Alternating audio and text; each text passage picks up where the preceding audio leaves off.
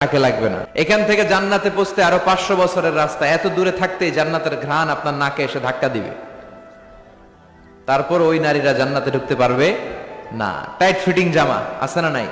এখন বোরকার মধ্যে অনেক ডিজাইন, ইদানি এদিকে কিছু ডিজাইন করে পরে, এদিকে করো না, এদিকে করো না, এদিকে করো না, বুঝবা না এই জায়গায় এগুলো করে। তো এগুলো করলে তার পর্দার চেয়ে তার সৌন্দর্যের প্রকাশ আরো বেশি হয়ে যায়।